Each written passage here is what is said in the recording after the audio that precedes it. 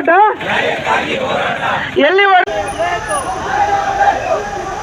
ಅಖಿಲ ಕರ್ನಾಟಕ ಸರ್ಕಾರಿ ಪರವಾನಗಿ ಭೂಮಾಪಕರ ಸಂಘದ ವತಿಯಿಂದ ಕೋಲಾರ ನಗರದ ಪ್ರಮುಖ ವೃತ್ತಗಳಲ್ಲಿ ಕಾಲ್ನಡಿಗೆ ಜಾಥಾ ನಡೆಸಿ ಮೆಕ್ಕೆ ವೃತ್ತದಲ್ಲಿ ಮಾನವ ಸರಪಳಿ ನಿರ್ಮಿಸಿ ಕೆಲಕಾಲ ಜಿಲ್ಲಾಧಿಕಾರಿಗಳ ಕಚೇರಿ ಮುಂದೆ ಪ್ರತಿಭಟನೆ ನಡೆಸಿದ್ರು. ಈ ಸಂದರ್ಭದಲ್ಲಿ ಸರ್ಕಾರಿ ಪರವಾನಗಿ ಭೂಮಾಪಕರ ಸಂಘದ ರಾಜ್ಯ ಗೌರವಾಧ್ಯಕ್ಷ ಕೆಪಿ ಭಾರ್ಗವ ಮಾತನಾಡಿ, ಸರ್ಕಾರ ಪರವಾನಗಿ ನೀಡಿ ಭೂಮಾಪಕರ ನೇಮಕಗೊಳಿಸಿದೆ. ಫೈಲ್ ಆಧಾರದಲ್ಲಿ ಸೇವಾ ಶುಲ್ಕ ನೀಡಲಾಗುತ್ತಿದೆ. ಕೆಲವು ವರ್ಷಗಳಿಂದ ಇದರಿಂದ ಆದಾಯ ಕುಂಠಿತವಾಗುತ್ತಿದ್ದು ಜೀವನ ನಿರ್ವಹಣೆಗೆ ತೊಂದರೆಯಾಗುತ್ತಿದೆ. ಈ ಕುರಿತು ಕಂದಾಯ ಇಲಾಖೆ ಹಾಗೂ ಸಚಿವರಿಗೆ ಮನವಿ ಮಾಡಿದ್ರು, ಯಾವುದೇ ಪ್ರಯೋಜನವಾಗಿಲ್ಲ ಎಂದು ಬೇಸರ ವ್ಯಕ್ತಪಡಿಸಿದ್ರು. ಆಯಾ ಜಿಲ್ಲೆಗೆ ಟಿಡಿಎಲ್ಆರ್ ಅಂತಂದರೆ ಒಂಥರ ತಂದೆ ಸ್ಥಾನದಲ್ಲಿ ಇರ್ತಕ್ಕಂಥವ್ರು. ಕೆಲವು ತಂದೆಯವರು ಊಟ ಕೊಡ್ತಿದ್ದಾರೆ, ಕೆಲವು ತಂದೆಯವರು ಊಟ ಕೊಡ್ತಿಲ್ಲ.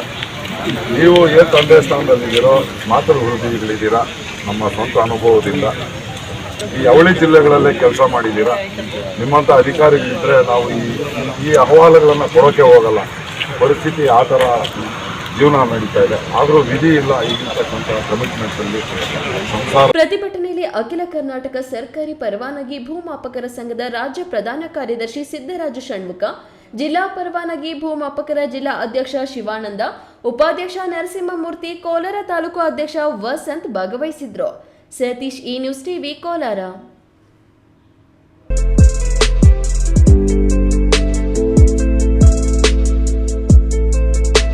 ಜೀವನ್ ಆಸ್ಪತ್ರೆ, ಬಿಬಿ ರಸ್ತೆ, ಚಿಕ್ಕಬಳ್ಳಾಪುರ.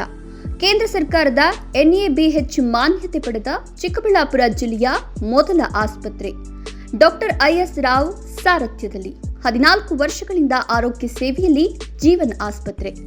15,000ಕ್ಕೂ ಹೆಚ್ಚು ಹೆರಿಗೆ ಮಾಡಿಸಿರುವ ಖ್ಯಾತ ಪ್ರಸೂತಿ ತಜ್ಞ ಡಾಕ್ಟರ್ IS ರಾವ್ ನೇತೃತ್ವದಲ್ಲಿ ತಜ್ಞ ವೈದ್ಯರು, ವೈದ್ಯಕೀಯ ಪರಿಣಿತ ಸಿಬ್ಬಂದಿಯೊಂದಿಗೆ ದಿನದ 24 ಗಂಟೆಯೂ ಯಶಸ್ವಿಯಾಗಿ ಕಾರ್ಯನಿರ್ವಹಿಸುತ್ತಿರುವ 50 ಹಾಸಿಗೆಗಳ ಜೀವನ್ ಆಸ್ಪತ್ರೆ ಸಾರ್ವಜನಿಕರ ವಿಶ್ವಾಸಾರ್ಹತೆಗೆ ಪಾತ್ರವಾಗಿದೆ.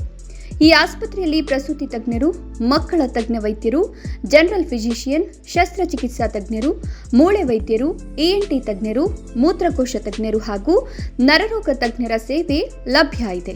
ಸುಸಜ್ಜಿತವಾದ ಆಪರೇಷನ್ ಕೊಠಡಿಗಳು, ನವಜಾತ ಶಿಶುಗಳಿಗಾಗಿ ತೆರೆದಿರುವ NICUನಲ್ಲಿ ತಜ್ಞ ಮಕ್ಕಳ ವೈದ್ಯರ ಸೇವೆ, CT ಸ್ಕ್ಯಾನ್, ಅತ್ಯಾಧುನಿಕ ಪ್ರಯೋಗಾಲಯ, ಔಷಧಾಲಯ ಸೇವೆಗಳು ದಿನದ 24 ಗಂಟೆಯೂ ಲಭ್ಯ.